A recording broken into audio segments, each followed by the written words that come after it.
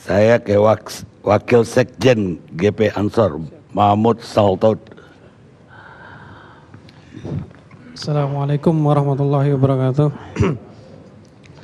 Selamat malam Bapak Ibu sekalian. Sebelumnya saya menyampaikan sebenarnya bingung juga mau ngomong apa.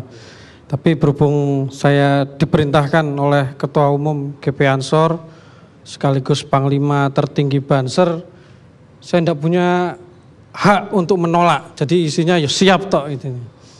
Nah, di sini izinkan saya memaparkan sedikit temuan analisis dari kawan-kawan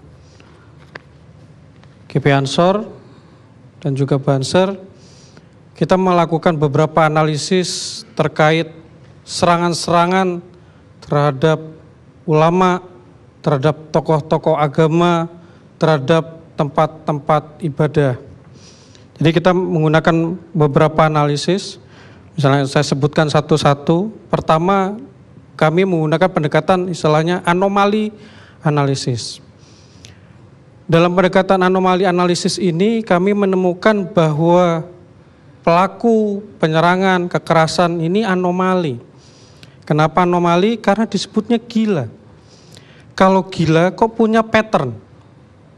Terus yang kedua, selama ini orang gila melakukan penyerangan, itu siapapun yang ditemui digebuk. Siapapun yang dianggap menyebalkan, itu langsung dihajar. Enggak peduli di tempat tertentu. Tidak ada pola-pola tertentu.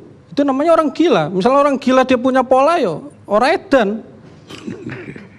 Namanya orang gila pasti random. Satu itu. Terus yang kedua, lah kok orang gila ini berjamaah? Polanya kok berurutan, kok giliran? Kok ada semacam jam tayang, minggu ini siapa, ini kok mirip ILC. Ada tematik gitu. Oleh karena itu, Ketua Umum kami, Gus Yakut, bilang, ini kami tidak yakin ini orang gila. Ini harus diusut tuntas dan jelas. Apalagi bagi sahabat-sahabat Ansor dan Banser, bicara tentang penyiksaan, persekusi terhadap para ulama itu berbekas pada kami. Mulai trauma 65 dan juga termasuk pembantaian beberapa ulama dan guru ngaji di Banyuwangi, itu berbekas buat kami. Kami tentu saja bertanya, ini negara nanti? Negara kemana? Karena kami berpandangan bahwa negara itu prinsipnya adalah protego ergo obligo. Negara itu memproteksi, negara itu melindungi rakyatnya, melindungi kepentingan warga negaranya, melindungi bangsanya. Oleh karena itu dia bisa ditaati. Kalau enggak, ya jancuk. Buat apa? Itu clear. Satu. Terus yang kedua, kita juga membuat analisis-analisis yang lain, menggunakan pattern analisis dan juga link analisis dan juga semiotik analisis.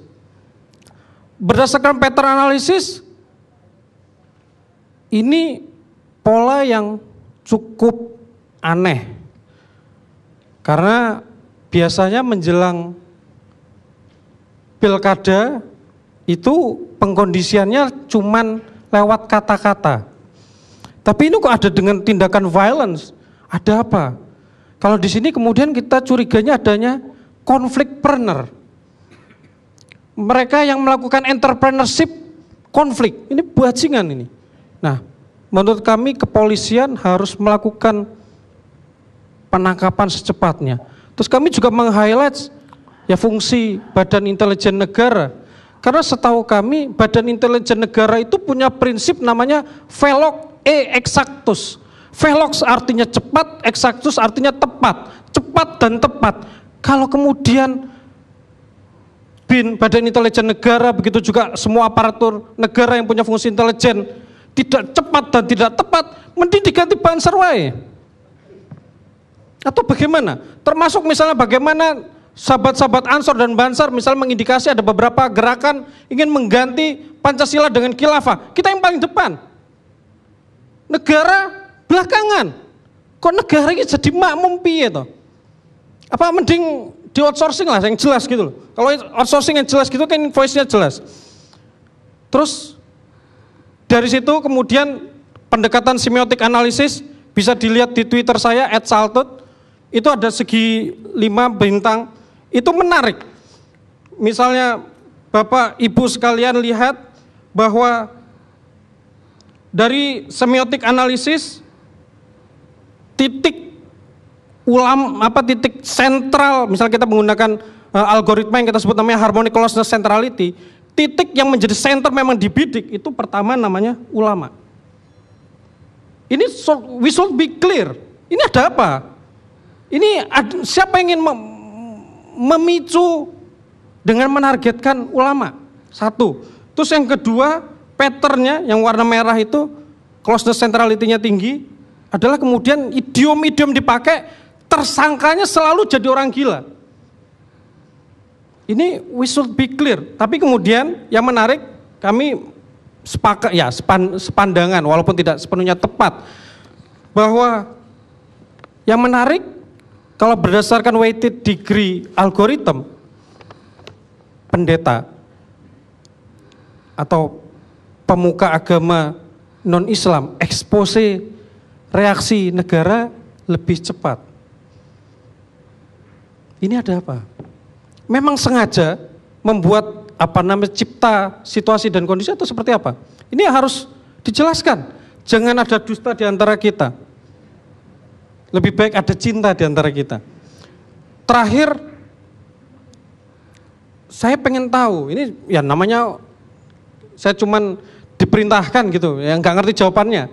Siapa yang terduganya siapa enggak tahu, wallahu a'lam bishawab. Hanya Gusti Allah dan mereka yang melakukan yang jawab.